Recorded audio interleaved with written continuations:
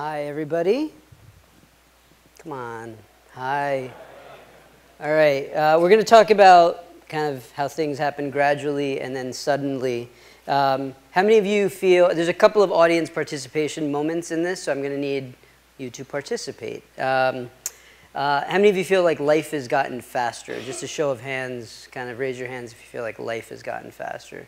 Okay, good number of you. So we're going to talk about that. I'm going to save you kind of the commercial. One of the co-founders of CB Insights.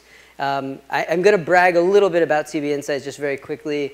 We're an Inc. 5000 company. Last week we were named the 9th best place to work in the USA by Glassdoor. So an amazing team. And so kind of props to them. I want to make that very clear. So we're going to talk about four things today. Kind of, life as individuals has gotten faster, but I think what we're also seeing is that markets are moving faster than ever before.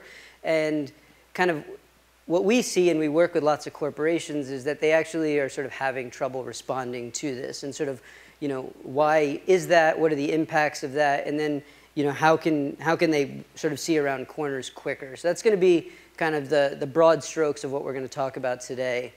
So first, let's talk about markets moving faster. This is a great, this is Ernest Hemingway in The Sun Also Rises asked this question, how did you go bankrupt, right? And the answer was two ways, gradually and then suddenly, right? And so this is sort of a phenomena that we're seeing a lot these days, is kind of gradual decline followed by sudden decline. We want to kind of talk through that. We think sort of corporations are not immune to this same acceleration, right? And so how does that look, right? And so some of you have seen these slides from us before, right? Which is kind of the lifespan of an S&P 500 company, how it's declined over time, right? So just staying on top has become harder than it ever has been. This is a great visualization by the folks at Visual Capitalist that looks at market cap of the biggest biggest companies over time. And you see in 2006, one of the 5 was a tech company. In 2011, one of the 5 was a tech company. In 2016, tech ran the board, and that lead has only grown.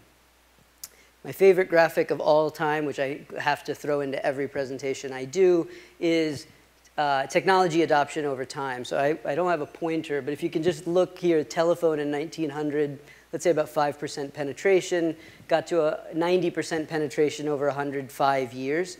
And then if you look over on the right of that x-axis, you see cell phone and internet kind of got there in 15 years, right? So technology adoption is happening quicker than ever before, and it's getting even faster, right? And so I think one data point we should add to this is, for those of you familiar with the India, Geo, kind of the mobile carrier, has grown to 100 million faster than any of these tech companies actually, in fact. So it continues to accelerate.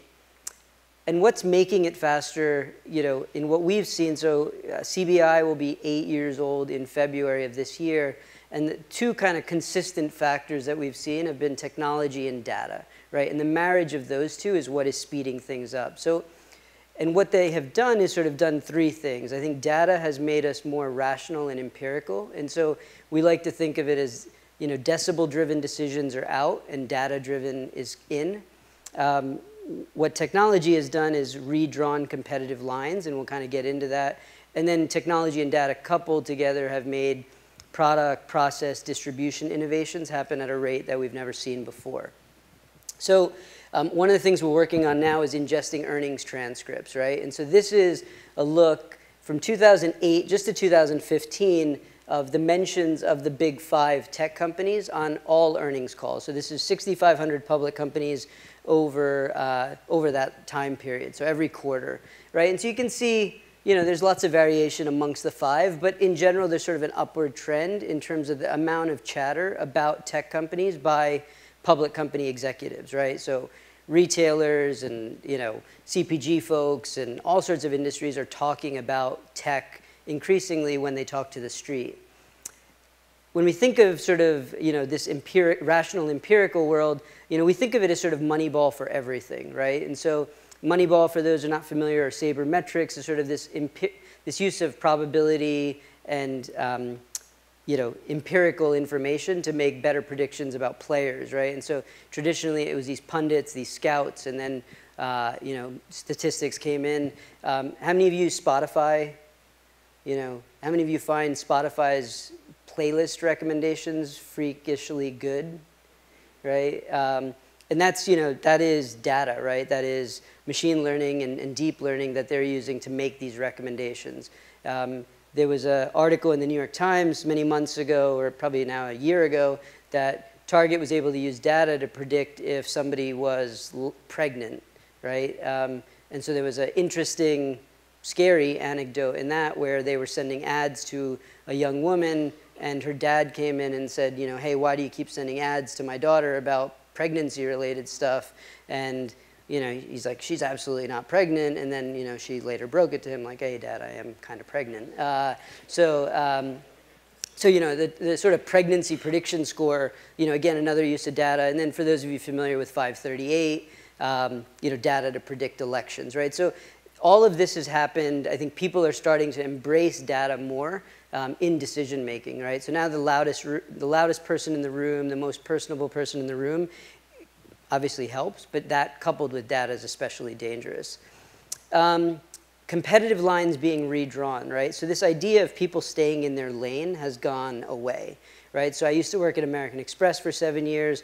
When I was there, it was, who did we talk about every quarter? It was Visa, MasterCard, Cap One, Citi. Now new competitors emerge, and actually as business models start to get pressured, people who you think of as friends become frenemies, I guess. And so we'll walk through that as well, right? So it's kind of interesting.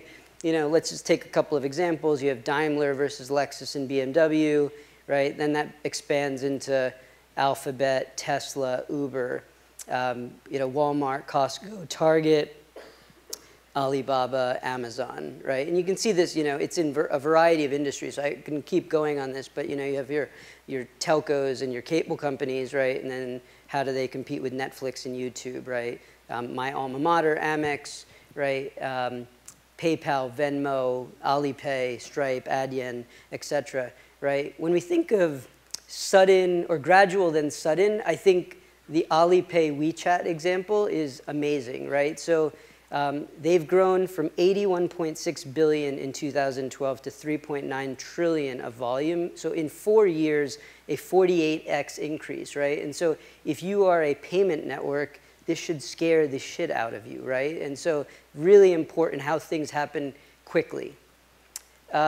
This is on that point of old friends becoming foes, right? So if you parse earnings transcripts, you'll see the term private label come up a whole lot in calls by retailers as well as CPG companies, right? And so this has become an increasingly popular trend where retailers are launching their own private labels. And, it's hard to get, when you hear the talking points, it's sort of this kumbaya thing, oh, we love our providers of products, and the product makers are saying, oh, we love our retail partners. But there is a definite tension that exists. And so again, competitive lines being redrawn. Amazon effect is very real, right? So I'm extending that earnings transcript graph out 2 more years. And so what you see now is, it's no longer close, right? It was sort of Google, Apple, Amazon were kind of neck and neck, let's say. As of since 2016, public company executives have Amazon on the brain. And you can see that here, right? So this is Walgreens, right? On this date, there was a rumor that Amazon might get into the pharmacy business, right? And so it was a weekend that fell in there. So just 2 trading days later, that was sort of the impact. And this happened across all the pharmacy companies, right? And so this effect of insurgents coming into a space is happening a lot more. It has direct impacts on businesses. Great, I think Upfront Ventures put this data out a while ago. What's it cost to launch a startup? It was at a company back in the day called Cosmo.com, right? Anybody ever use Cosmo?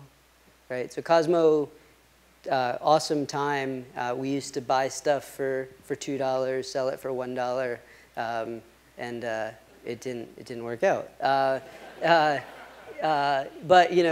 kind of a lot of money back then. AWS, Google, Microsoft have made the cost of launching a startup come down a lot.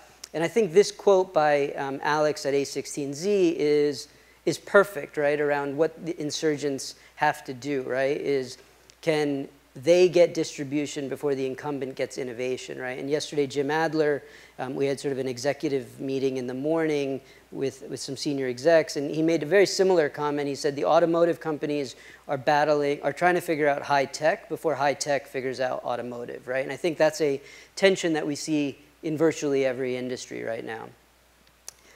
Other big thing kind of is this faster product process distribution advantage, right? So you have in direct-to-consumer, we just talked about that on stage.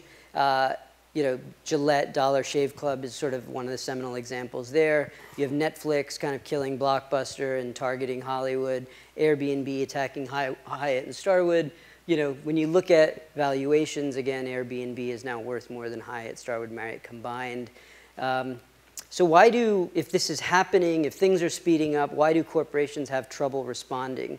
It is two things, right? It's sort of a skill problem and a will problem. And so, you know, on the will side there is this weird instinctual reaction that big corporations have to shit on any idea that was not invented there. And so they just don't have a will to sort of learn from these companies or these insurgent trends. And then there's a skill problem, and we'll walk through this. So the corporate playbook for how to deal with an insurgent comes down to these two strategies. It is either you talk shit about that company or you pretend it doesn't exist, right? Like, it's really not a strategy. And so we'll walk through some examples, right? So here is the doesn't exist, right? Excellent, that worked out well. Also, another one, this is more the dismissal strategy.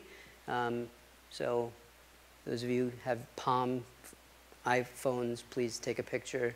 You know, we see this a lot. I mean, I've seen many people, many retailers still say stuff like this, which boggles my mind, right? That people aren't going to do that on Amazon, right? Amazon is one of the biggest retailers now of fashion, right, of clothing, right? So there's like no category in retail that they're not going to go after, and yet with straight faces, public company executives will get on calls with the street and say stupid shit like this pretty much on the regular, right? And then my favorite one, right, obviously has not aged well. So, you know, again, like this playbook is not good, right? This one I thought was interesting, right? And so again, I'm kind of picking on my alma mater a little bit, right? But this is kind of mixing two things here. This is Venmo, and Michael from Venmo is going to come up later. Venmo's kind of volume growth, payments volume growth over time, right? That is a ridiculous looking chart, right? That is 100% year over year kind of growth. And Amex mentioned Venmo for the first time in their annual report this last year, right? And so that the message that sends to your own organization is not a good one, right? It either indicates you're clueless or you're arrogant, right? And so I think acknowledging these competitors is something, and these trends is something that folks have to do earlier, right? Because I think, you know, being paranoid is healthy. So let me give you some good news, right? This is kind of, we did this survey of 670 plus kind of corporate executives, asking them about their views on innovation. So the good news is corporations think a lot about innovation, right? And 85% of this 677 group said that innovation is very or extremely important. The problem is where they get their ideas from is just not enough, right? Their first two things were customers and employees, right? And that sounds really good in theory, but it leads to a lot of incrementalism. And so they get their ideas that are incremental, and so their outcome they look for is generating more revenue from existing products and services. And so there's nothing wrong with that, but then you end up with, all you end up with is this, right? And like, you should do this. I don't mean to say you should not do stuff like this. Like, these are probably delicious. But like, that cannot be your innovation strategy, right? Like, this is very short horizon kind of stuff. And so on top of that, then the other challenge they have is this sort of build by partner. So when we ask these executives, you know, how are you going to innovate, right? Most of them want to build, which would be good, except it takes them god-awful long to do it, right? So it takes, you know, 60% of them take more than a year to get an idea out the gate, right? And again, these are incremental ideas. These aren't the game changer ideas, right? So you have this will issue, right, where they want to crap on any idea that like may be coming to become something real. And then you have this problem of where they've built skills up, which is on really incremental kind of business building initiatives, right? So what are the impacts of failing to respond, right? So suddenly comes quickly, right? Anybody have a guess as to whose stock chart this is? Anybody want to shout out a guess? Who said it? BlackBerry. Wow, damn, you're good. All right, that is BlackBerry, yeah. So that's the launch of the iPhone. That's gradual. That's sudden, right? That's what that looks like, right? And the best part of this is when we do this analysis, we see lots of companies in that sort of post-peak period being talked about really highly, right? So these are headlines from that gradual period. Like if you're an exec at BlackBerry or an employee at BlackBerry, you're feeling pretty good about yourself. I love the one in the bottom right. Like that's a weird anti-indicator, right? Like if U2 joins you as a sponsor, like that could be bad news. But you know, this was like, if you're a BlackBerry employee, you're feeling really good about yourself. Like you're reading good stuff, people say you're the shit, right? And then like you're nothing. Anybody, any ideas on who this is? I've already mentioned this company before, right? So this is Blockbuster, right? So again, and it's interesting, we're doing some analysis around this, like this gradual decline. There's sort of this sweet spot of like this 20 to 24 month kind of range, and then there's, you know, this sort of big sudden drop, right? So we see this again and again. And then the other thing we've noticed is that shareholders are getting increasingly impatient, right? So this activist kind of thread that we're seeing more and more, right? So now it's not just about relevance and innovate or die or whatever sort of euphemism, you know, that you want, and you want to go do your dog and pony shot in Silicon Valley. Like you actually have shareholders who like are demanding that you sort of, that you kind of get with it, right? And so these are examples of, you know, P&G and ADP, and Jana Partners was in Whole Foods.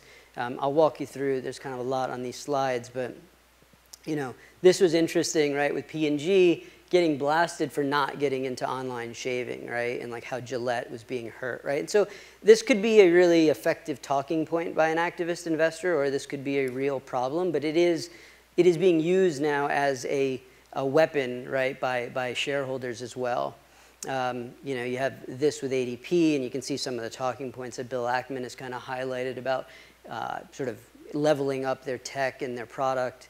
You know, Ford lost its CEO, and they say part of the reason for that was an inability to keep up with sort of new trends around autonomy and other things. Whole Foods, obviously we know how that ended with the Amazon acquisition, which I think was a great outcome, but again, you had a lot of pressure from shareholders, which when you if you haven't read this article, The Shelf Life of John Mackey, it is a fantastic article about his thinking about what drove the Amazon acquisition and just his disdain for activist shareholders, which is not surprising. One of the more kind of forthright comments came from the CEO of J.Crew, who basically kind of acknowledged that he totally missed tech upending retail. And missing it looks like this, right? That's same-store sales at J.Crew over time, right? Like that is ugly. And so this is what the insurgent impact looks like, right? You've got activism and performance declines, and then you've got, you know, lots of people spending time with their family over on the right. So you know, this is like the impact of sort of failing to get with it, right? So I think, you know, developing a skill to see around corners is now is important, right? And so knowing what you don't know, and again, like how can you use data and technology to know what you don't know, you know, about these trends, these insurgents, these technologies. You know, our view is that sort of the information is out there, right? There's these crazy statistics. You see that 90% of the world's data has been created in the last 2 years, and every day there's, you know, millions of petabytes of information created, et cetera, et cetera. So there's lots of information out there. But the thing is, we rely on sort of these old school ways of figuring out these trends, right? So even if we had the will to do it, we still rely on sort of, you know, this, right? We rely on customers and employees, which doesn't work. those methods I mentioned were sort of designed for a bygone era, right? So we have, my favorite thing, like when we talk to clients sometimes is, or prospective clients are like, oh, how do you find out stuff? And they're like, we do desktop research, right? Like it's such a glamorous way of saying Google. So there's lots of Googling that happens. People hire sort of management consultants and advisors to kind of do this stuff. And then people rely on their network. And so again, like just like the incremental, pumpkin flavored Oreos or whatever, like none of these are bad things to do, but you have to augment these things, right? Like have you ever met somebody who doesn't say they have a great network, right? Like everybody cannot be above average. And so, these are kind of the old school methods, right? So if you take data and technology, what can you do with those, right? So one of the things we've tried to do was, and we're going to send this all out. So, but we looked at, okay, what's sort of market research 2.0 look like, right? If you really wanted to understand consumer habits, not just today, but in the future, like who are some of the companies and what are some of the themes that are emerging? And you see that here. So there's a lot going on here. There's a lot going on in sort of the expert automation and augmentation space, right? So obviously in wealth management and other areas, but everything from software development to reporting and editing, you see that there. I think to find some of these trends, these things that are emerging, it's sort of, using machines for what they're good for, right? And so that's a big part of what we've been thinking about. So because I don't get the opportunity to get this many clients in a room together, I wanted to sort of give at least a quick 5 minutes on some of the things we're working on. So, our view on this is kind of, this information's in the exhaust, right? In the data exhaust, right? It's in transcripts and financial statements. It's in VC financings, et cetera. But you need a good filter, right? It's not just like information. It's like you need a good filter for that. So, part of it for us is how do we extend the graph, right? How do we know more about every entity out there? So I wanted to give you kind of a view into some of the things we've been working on. One, I think a lot of folks think of us as sort of private markets, right? So we're actually expanding beyond that. We're launching public data, 50 exchanges, tens of thousands of public companies coming soon. This is one that came from clients, right? So how many of you have ever built like a logo slide, right? So like is a constant, like, and some people like, have gone to great schools and you're on like Google Images looking for fucking logos all the time, right? Right, so like really poor allocation of like human talent, right? And so we've built kind of capabilities to not just get you the logos, but build you the market maps. And so you can actually spend time doing kind of what you should do. This is like one thing that we built that would have changed my life back in the day at American Express. So I'd build a market map and and my boss would come in and be like, hey, you forgot one logo, right? And like, that's Jenga of market maps, right? Because it was like, how do I get that logo on the market map without redoing the whole fucking market map, right? And like, that was really hard. So we've built, like, our engineering team built this awesome thing. It's like sort of the easy button where you just press it and it like, you can add a new logo and it just redistributes them. So I'm personally, would have saved my analysts a lot of time back in the day. So, kind of one of the other things that we're working on, pivot tables, they're great, but like how do we get you to the insights? So it's a big part of what we're doing is just generating kind of algorithmic reports for you. Earnings calls, I mentioned, we're doing a lot with that, and then being able to sort of find topics on those earnings calls is incredibly important to us. And then finally, we've built, I think, the biggest database of market sizings out there. So we have 9,000 plus market sizings that we've sort of crowdsourced and gotten from extracting from unstructured documents. So that's what we're working on. I'm going to just do a plug for our product team real quick. So if you have good things to say about the product, I'd love to talk to you. If you want to complain about the product, I would like you to find one of these 3 awesome people. But feedback on the product, getting this many clients in one place together is a privilege for us, and being able to hear what you like, what you don't like is great. Back to my sort of gradual and then sudden, and we have a lot of great speakers still coming up. I think if you're not in the industry that Jet.com is in, or Venmo is in, or that Color Genomics is in, I think these are just examples. Like still, you will learn a lot from these conversations, right? So what Liza sees on the private label side, that trend is going to influence retailers. you know, PayPal and Venmo, what they've done, you know, just launching Pay with Venmo, and then PayPal now doing wealth management, I think with Acorns within their app, a lot going on there. And then when you think about what Color Genomics is doing, you know, this idea of owning relationships on health, right? Anybody who has a relationship with consumers on health, whether it's CVS or whether it's a hospital system, is going to be impacted by this, insurance, life insurers, et cetera. So, you know, I think there's a lot of things to be learned from the intersection of these different industries. So, again, thank you so much for coming out. We have lunch now, so please indulge, and then we'll be back with Liza and Brad Stone after lunch. Thank you.